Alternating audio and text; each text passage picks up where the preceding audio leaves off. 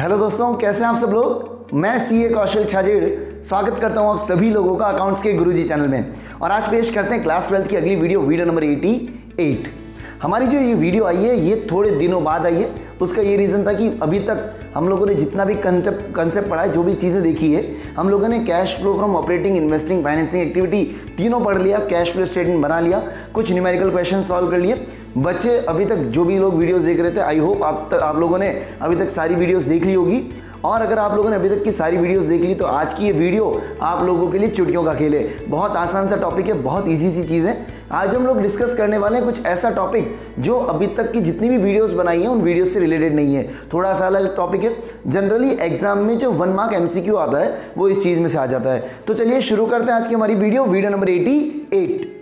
देखिए, अभी तक हम लोगों ने जितनी भी चीज़ें पढ़ी है कैश फ्लो स्टेटमेंट में, हम लोगों ने जितने भी 13 पार्ट्स कंप्लीट किए, उसमें हम लोगों ने जो कैश फ्लो स्टेटमेंट बनाया वो कुछ ऐसी कंपनीज का बनाया जो कंपनीज या तो ट्रेडिंग में डील कर रही थी या क्या कर रही थी, मैन्युफैक्चरिंग कंपनी थी।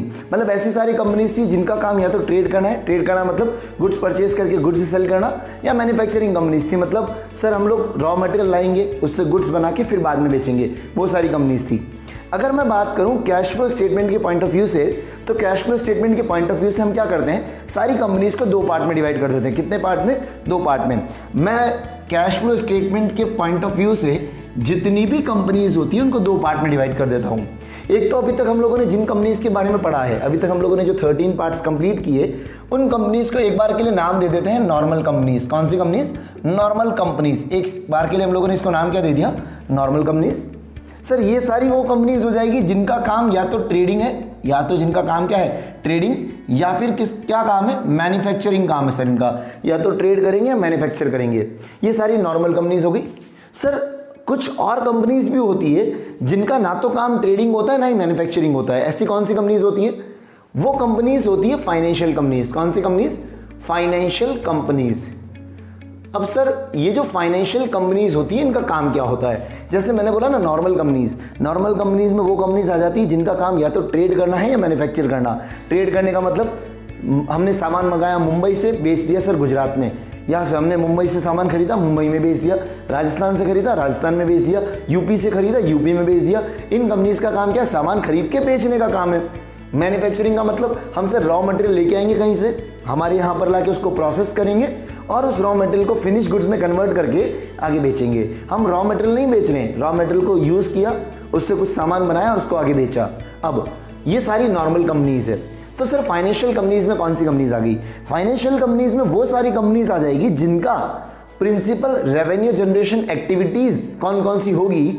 अगर बात करूं सर वो सारी कंपनीज जिसकी बेसिक या जिसकी जो जनरल एक्टिविटीज़ है वो होती है कि सर लोन लेना, लोन देना, या सिक्योरिटी परचेस करना, सिक्योरिटी सेल करना, ये इनकी सारी जो एक्टिविटीज़ होती है वो नॉर्मल एक्टिविटीज़ होती है। सर फाइनेंशियल कंपनीज में कौन कौन सी कंपनीज आ गई? अगर मैं बात करूं तो सर आपका जो DHFL है, DHFL देवान हाउसिंग फाइनेंस लिमिटेड, ये हमारी जो कंपनी है, ये जो कंपनी हाउसिंग फाइनेंस लिमिटेड, इसका काम क्या है? इसका काम है सर लोगों को लोन देना और लोगों से जो भी पैसा आ रहा है उस पैसे को कहीं ना कहीं इन्वेस्ट करके रखना। तो इसका काम क्या है? लोगों को लोन्स देना। Second sir IIFL India Infoline limited, sir इस कंपनी का काम भी क्या है कि सर लोगों को लोन देना या लोगों को सिक्योरिटीज़ परचेज करके सेल करना। सर जितनी भी बैंकिंग कंपनीज़ है हमारी, जितनी भी बैंकिंग कंपनीज़ है, चाहे आप SBI की बात करो, चाहे PNB की बात करो, चाहे bank of Baroda, axis bank, Canara bank, जितने भी बैंक है वो सारी बैंकिंग कंपनीज़ है। बैंक्स का काम क्या होता है? बैंक का काम होता है सर पब्लिक से डिपॉजिट एक्सेप्ट करना, पब्लिक को लोन देना, ये काम होता है। तो ये भी कौन सी कंपनी होगी? Financial company.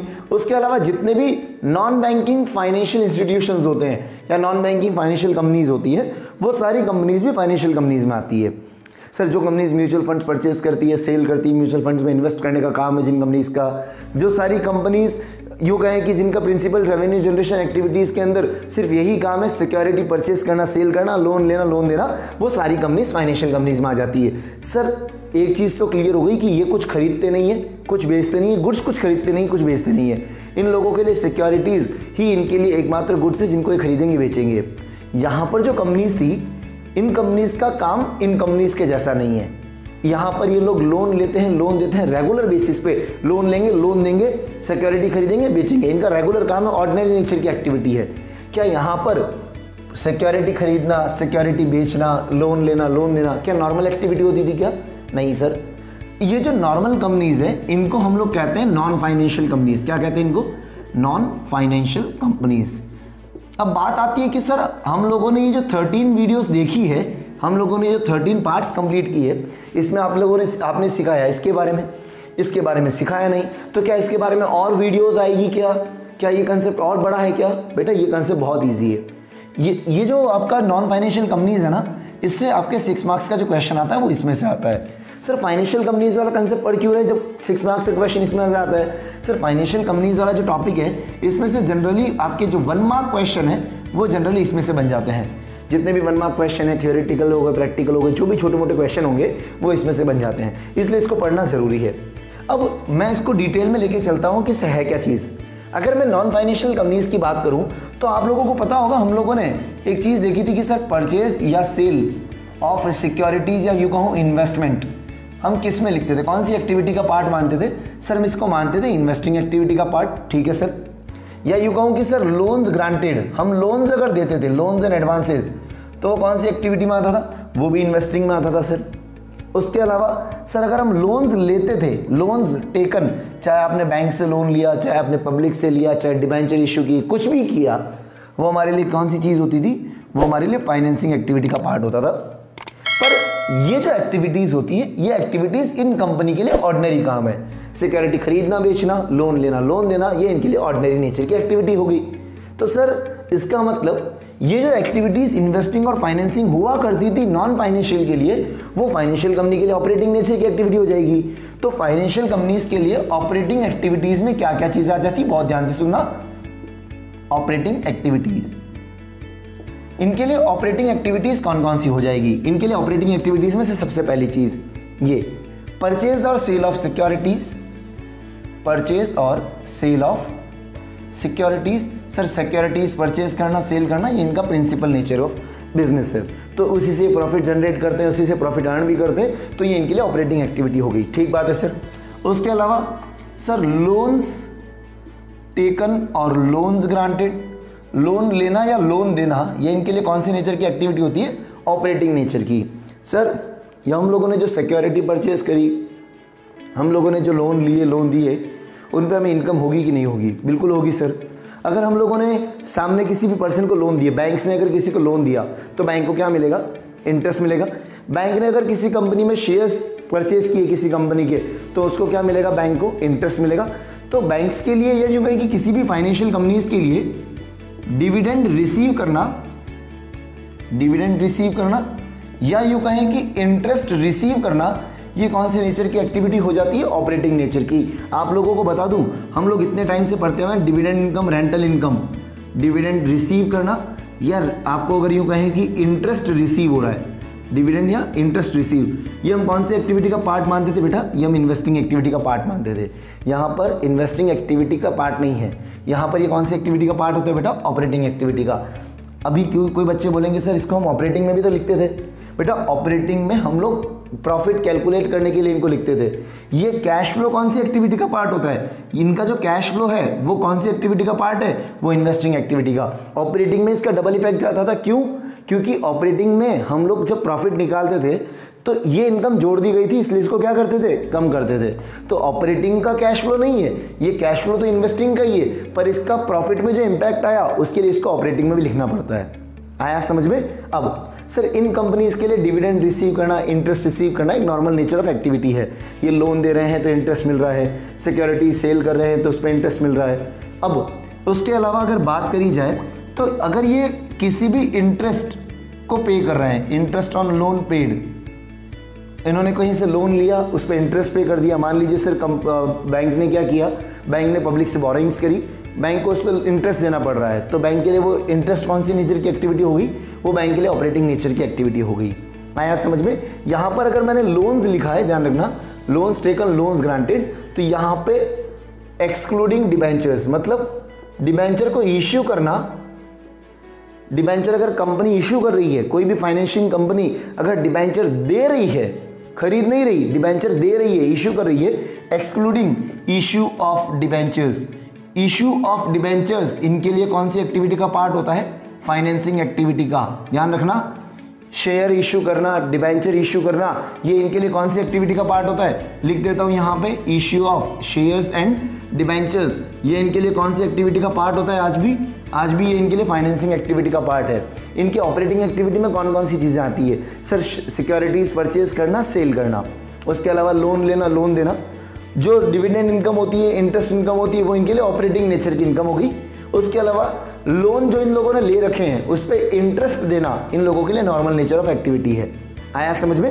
नेक्स्ट, उसके अलावा अगर बात करी जाए payment of salaries, payment of salaries या payment of bonus, payment of salaries और बोनस, ये इनके लिए कौन सी नेचर की एक्टिविटी होगी?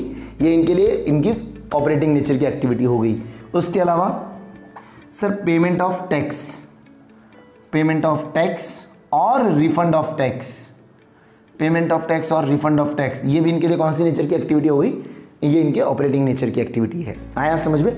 कुछ बच्चों को लग रहा होगा कि सर ये इंटरेस्ट ऑन लोन पेड अभी भी नहीं आया, ये इंटरेस्ट ऑन लोन पेड, ये इसको फाइनेंसिंग नेचर की एक्टिविटी क्यों नहीं माना? हम लोगों ने लोन लिया तो हमारे लिए बोरोइंग्स हो गई, और आपने बोला था फाइनेंसिंग में बोरोइंग्स आती है, तो इसको इंटरेस्ट ऑन लोन पेड को ऑपरेटिंग क्यों मान रहे हैं, क्यों इसको फाइनेंसिंग नहीं मान रहे? सुनना बेटा ध्यान से, कोई भी बैंक, मान लो bank of Baroda, bank of Baroda करता क्या है? बैंक ऑफ बड़ौदा क्या करता है? लोगों से पैसा लेता है, उस पैसे को आगे वापस इन्वेस्ट कर देता है। इन्वेस्ट करने का मतलब है, जैसे अगर बात करूं, बैंक क्या करेगा? मार्केट से लोन्स लेगा। बैंक क्या करेगा? लोन्स लेगा। अगर बैंक ऑफ बड़ौदा की बात करूं, मैं बैंक हूं, तो मैं क्या करूंगा? मेरे पास तो पैसा नहीं है, सारा पैसा मेरे पास तो नहीं है कि पब्लिक मेरे से लोन मांगेगी तो मैं अपनी जेब से दूंगा। मैं क्या करूंगा? मैं पब्लिक से लोन लूंगा, पब्लिक से बोरो करूंगा, या यूँ कहें कि मैं आरबीआई से भी बोरो कर सकता हूँ, दूसरे बैंक से बोरो कर सकता हूँ। तो मैं क्या करूंगा? बाहर से पब्लिक से पैसा मंगवाऊंगा, या आरबीआई कहीं से भी पैसा मंगवाया, मैंने पैसा मंगवाया, मैं उस पैसे को क्या करता हूं? मैंने मंगवाया मान लीजिए 6% ऑफ रेट ऑफ इंटरेस्ट पे, 6% पे मेरे पास पैसा आया, मैं उस पैसे को आगे वापस एज अ लोन दे देता हूं और रेट ऑफ इंटरेस्ट चार्ज कर रहा हूं 15%। 6% पे मैंने लोन ले रखा है, 15% पे मैं लोन दे रहा हूं। तो ये लोन लेना, लोन देना मेरे नॉर्मल नेचर ऑफ एक्टिविटी हो गई। लोन ले रहा हूं और लोन दे रहा हूं, ये मेरे लिए नॉर्मल नेचर ऑफ एक्टिविटी है। तो किसी भी बैंक के लिए वो जो लोन दिया उस पर इंटरेस्ट जब मिलेगा, वो ऑपरेटिंग एक्टिविटी, इंटरेस्ट रिसीव करना, और बैंक जब वापस इंटरेस्ट का पेमेंट करेगा, वो भी कौन सी नेचर की एक्टिविटी हो गई? फाइनेंसिंग नेचर, ऑपरेटिंग नेचर की एक्टिविटी। तो किसी भी कंपनी के लिए अगर वो फाइनेंशियल नेचर की कंपनी हो तो उनके लिए इंटरेस्ट पे करना या इंटरेस्ट रिसीव करना कौन सी नेचर की एक्टिविटी होगी? ये उनके ऑपरेटिंग नेचर की एक्टिविटी होगी। आया समझ में? बात आती है सर, ये जो डिविडेंड लिखा आपने, डिविडेंड रिसीव करना तो ऑपरेटिंग नेचर की एक्टिविटी हो गई, डिविडेंड पे करना कौन सी नेचर की एक्टिविटी होगी? डिविडेंड रिसीव करना ऑपरेटिंग नेचर की है, पर डिविडेंड पे करना, ध्यान से सुनना, डिविडेंड पेड, ये कौन से नेचर की एक्टिविटी होगी? ये फाइनेंसिंग नेचर की। डिविडेंड किस पे देते हैं? जो हम लोगों ने शेयर इश्यू कर रखे हैं उस पर। शेयर को इश्यू करना या डिबेंचर को इश्यू करना फाइनेंसिंग नेचर की एक्टिविटी भी होगी, फाइनेंसिंग नेचर की एक्टिविटी ही होगी, चाहे कंपनी फाइनेंसिंग है चाहे नॉन फाइनेंसिंग है। Issue of shares and debentures is a financing activity regardless of the company, कि चाहे कंपनी फाइनेंसिंग है कि चाहे नॉन फाइनेंसिंग कंपनी है, हर एक कंपनी के लिए शेयर इश्यू करना या डिबेंचर इश्यू करना फाइनेंसिंग एक्टिविटी का पार्ट होता है। उसी तरह से डिबेंचर पे इंटरेस्ट देना और शेयर्स पे डिविडेंड देना, अगर मैं बात करूं डिविडेंड पेड या इंटरेस्ट ऑन डिबेंचर्स, ये भी कौन से नेचर की एक्टिविटी होती है? फाइनेंसिंग नेचर की एक्टिविटी। आया समझ में? चाहे कंपनी फाइनेंसिंग हो नॉन फाइनेंसिंग हो, कोई फर्क नहीं पड़ता, शेयर इश्यू करना, डिबेंचर इश्यू करना फाइनेंसिंग नेचर की एक्टिविटी, शेयर्स पे डिविडेंड देना, डिबेंचर्स पे इंटरेस्ट देना, ये फाइनेंसिंग नेचर की एक्टिविटी। आया समझ में? ये याद रखिएगा, मोस्ट इंपॉर्टेंट चीजें हैं ये। 1 मार्क क्वेश्चन जब एग्जाम में आता है तो इसी तरह से घुमा फिरा के आता है। आया समझ में? एक बार मैं आपसे रिक्वेस्ट करूंगा कि पॉज करके ये नोट डाउन कर लो, ये चीज सबसे ज्यादा जरूरी है नोट डाउन करना, क्योंकि ये चीज बिल्कुल नहीं है, ये चीज तो हम लोगों ने पढ़ रखी है, आप ये चीज नोट डाउन कर लीजिए। ये जो एक्सक्लूजन्स लिखवाए हैं इनको भी प्लीज नोट डाउन कर लीजिएगा, कॉपी की छत पे जाके नोट डाउन कर लो, बट इनको नोट डाउन जरूर करो, एग्जाम में बहुत काम आएंगे। एक बार पॉज करके इसे नोट डाउन करो फास्ट। देखिए अब एक काम करते हैं, क्वेश्चन लेते हैं जिसमें कुछ एक्टिविटीज गिवन होगी और हम लोग को वो बताना है कि फाइनेंसिंग कंपनी के लिए कौन सी एक्टिविटी ऑपरेटिंग का पार्ट है। देखिए क्या बोला है, which of the following will be considered as operating activity for a financing company, किसी भी फाइनेंसिंग कंपनी के लिए कौन सी एक्टिविटी ऑपरेटिंग एक्टिविटी का पार्ट होगा। कुछ चीजें गिवन है आप लोगों को कि sir purchase of securities, securities purchase करना फाइनेंसिंग कंपनी के लिए क्या ये एक ऑपरेटिंग एक्टिविटी होती है क्या? बिल्कुल सर। सर सिक्योरिटीज परचेज करना किसी भी फाइनेंसिंग कंपनी के लिए एक नॉर्मल ऑपरेटिंग एक्टिविटी होती है, ठीक है सर।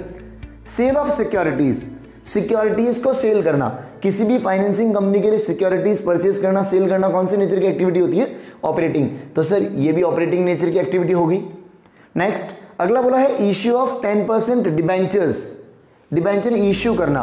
मैंने अभी आप लोगों को बताया था कि सर किसी भी कंपनी के लिए चाहे वो फाइनेंसिंग है या नॉन फाइनेंसिंग है, किसी भी कंपनी के लिए डिबेंचर या शेयर इश्यू करना है तो वो फाइनेंसिंग एक्टिविटी का पार्ट होगा। तो क्या वो ऑपरेटिंग एक्टिविटी में आएगा क्या? नहीं आएगा सर, तो ये ऑपरेटिंग एक्टिविटी का पार्ट नहीं है। Next issue of 10% preference share capital, shares issue करना। सर चाहे इक्विटी शेयर करो चाहे प्रेफरेंस शेयर इश्यू करो, आप शेयर इश्यू कर रहे हो तो वो कौन सी एक्टिविटी का पार्ट होगा? फाइनेंसिंग। ऑपरेटिंग में आएगा क्या? नहीं आएगा सर, ठीक बात है।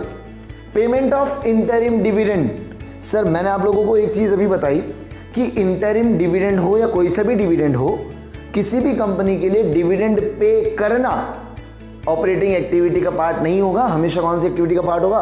फाइनेंसिंग एक्टिविटी का। चाहे कोई भी कंपनी हो, फाइनेंसिंग हो नॉन फाइनेंसिंग हो। आया समझ में? तो ये भी हमारा पार्ट नहीं है। लोन्स ग्रांटेड, लोन्स देना फाइनेंसिंग एक्टिविटी के लिए लोन देना है क्या एक नॉर्मल एक्टिविटी है? बिल्कुल सर, तो ये इनके लिए ऑपरेटिंग एक्टिविटी हो गई।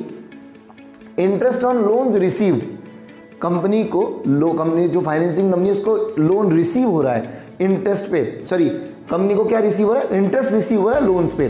तो कंपनी ने जो लोन्स दिए कंपनी को उस पर इंटरेस्ट मिल रहा है, तो क्या होगा? क्या ये इंटरेस्ट हमारे लिए ऑपरेटिंग एक्टिविटी का पार्ट है क्या? बिल्कुल सर, ये हमारी ऑपरेटिंग एक्टिविटी का पार्ट है। Next loans taken, financing activity के लिए लोन लेना लोन देना, डिबेंचर की बात नहीं कर रहा हूं, लोन की बात कर रहा हूं। लोन लेना लोन देना कौन से नेचर की एक्टिविटी है? ऑपरेटिंग। तो बिल्कुल सर ये आएगा। इंटरेस्ट ऑन लोन पेड, अभी याद है बैंक ऑफ बड़ौदा वाला एग्जांपल बता था, लोन लिया और आगे वापस लोन दिया, तो अगर मैं इंटरेस्ट दे रहा हूं तो कौन सी नेचर की एक्टिविटी है? ऑपरेटिंग नेचर की, तो ये भी इंक्लूड होगा sir. Purchase of building, building खरीदना, किसी भी बिजनेस के लिए बिल्डिंग खरीदना कौन सी नेचर की एक्टिविटी होगी? एक इन्वेस्टिंग नेचर की एक्टिविटी होगी, तो ये ऑपरेटिंग नेचर का पार्ट नहीं है। आ गया समझ में? क्लियर हुआ? देखिए ये कुछ चीज़ें हैं, ये कुछ ट्रांजैक्शंस हैं जो आप लोगों को एग्जाम में पूछे जा सकते हैं कि सर आपको बताना है कि ये ऑपरेटिंग एक्टिविटी में आएगा कि नहीं आएगा, जब अगर कंपनी फाइनेंसिंग कंपनी हो तो कुछ चीज़ें गिवन है। एक बार आप इसे पॉज करो, इन चीज़ों को नोट डाउन कर लो, ये जो भी आंसर बताने को नोट डाउन करो, साथ के साथ में कुछ और चीज़ें बतानी है आपको, कुछ और बात करनी है आप लोगों से। एक बार फटाफट इस वीडियो को पॉज करो, ये नोट डाउन करो, उसके बाद कुछ और बात करते हैं। फर्स्ट देखिए आज हम लोगों ने क्या किया, कैश फ्लो स्टेटमेंट की ये जो वीडियो थी, इस वीडियो में हम लोगों ने डिस्कस किया कि सर अगर फाइनेंसिंग कंपनीज होती है तो फाइनेंसिंग कंपनीज के लिए ऑपरेटिंग एक्टिविटी में क्या क्या चीज़ें आएगी। हम लोगों ने देखा कि सर सिक्योरिटीज परचेज करना सेल करना एक नॉर्मल नेचर ऑफ एक्टिविटी है, लोन लेना लोन देना एक नॉर्मल नेचर ऑफ एक्टिविटी है, इंटरेस्ट रिसीव करना इंटरेस्ट पे करना ये भी नॉर्मल नेचर ऑफ एक्टिविटी है, डिविडेंड रिसीव करना नॉर्मल एक्टिविटी, वहीं शेयर इश्यू करना डिबेंचर इश्यू करना डिविडेंड पे करना इंटरेस्ट ऑन डिवेंचर्स पे करना ये सारी चीज़ें कौन सी नेचर की एक्टिविटी होती है? चाहे कंपनी फाइनेंसिंग हो नॉन फाइनेंसिंग हो, ये सारी चीज़ें कौन सी एक्टिविटी होगी? फाइनेंसिंग एक्टिविटी होगी। ये जो आज हम लोगों ने टॉपिक डिस्कस किया ये बस छोटा सा टॉपिक है जिस पे जनरली एग्जाम में 1 मार्क क्वेश्चन जरूर आता है। तो मेरी आपसे रिक्वेस्ट है कि ये जो टॉपिक पढ़ा है इसको बहुत लाइटली ना लें, एग्जाम में 1 मार्क भी बहुत कीमती हमारे लिए। तो इस टॉपिक को एक बार अच्छे से देखना, इससे रिलेटेड जो भी क्वेश्चंस आपकी टेक्स्ट बुक्स में गिवन है, चाहे आपकी टीएस ग्रेवाल कर रहे हैं, डीके गोयल कर रहे हैं, एससी शर्मा कर रहे हैं, एनसीईआरटी कर रहे हैं, किसी भी ऑथर की बुक करें आप, हर एक बुक के अंदर कुछ क्वेश्चंस गिवन होंगे इस तरह के, आप वो क्वेश्चन जरूर ट्राई करें। अगर आपको कहीं भी दिक्कत आती है तो डिस्क्रिप्शन में मेरे कॉन्टैक्ट डिटेल्स गिवन है, मुझे वहाँ कनेक्ट कर सकते हैं। हम लोग क्या करने वाले हैं, आने वाली जो वीडियोस होगी, सर सबसे पहली चीज़ एक आपको इंपॉर्टेंट बात बता दूं, यहाँ पर हमारा जो कैश फ्लो स्टेटमेंट की जो सीरीज है इसका अंत होता है, यहाँ पर हमारी कैश फ्लो सीरीज एंड हो रही है कैश फ्लो स्टेटमेंट वाली। आने वाली जो वीडियोस होगी उसमें हम लोग कुछ नए चैप्टर से शुरुआत करेंगे। अकाउंट्स के कुछ ऐसे चैप्टर्स हैं एनालिसिस ऑफ फाइनेंशियल स्टेटमेंट वाले जिनको पढ़ना बहुत ज़रूरी, तो हम लोग वो चैप्टर्स करने वाले हैं। तो मेरी आपसे रिक्वेस्ट है कि वीडियो को इस वीडियो को यहीं पॉज करो, पहले लाइक करो सब्सक्राइब करो ताकि आने वाले जो चैप्टर्स होंगे इनकी वीडियोस की नोटिफिकेशन आपको मिलती रहे। आप लोगों ने कैश फ्लो स्टेटमेंट बहुत अच्छा किया है मेरे साथ में। अगर आप में से किसी भी स्टूडेंट को किसी भी क्वेश्चन में, कैश फ्लो स्टेटमेंट के किसी भी क्वेश्चन में दिक्कत आ रही है, डिस्क्रिप्शन में जाना, मुझे कांटेक्ट करना, चाहे व्हाट्सएप करो, चाहे मुझे टेलीग्राम पे मैसेज करो, चाहे मुझे आप फ़ोन कॉल करो, मुझे एक बार इंटीमेट कर दो आपको कहाँ दिक्कत आ रही है। जो भी क्वेश्चन में डाउट है मैं सॉल्व करने का पूरा ट्राई करूँगा। आने वाली वीडियोज़ में नए चैप्टर्स पढ़ेंगे, कुछ नए कॉन्सेप्ट्स होंगे, यही साथ बनाए रखना। आने वाली वीडियोज़ में कुछ और चीज़ें पढ़ेंगे। तब तक के लिए stay safe, stay at home. Thank you and bye.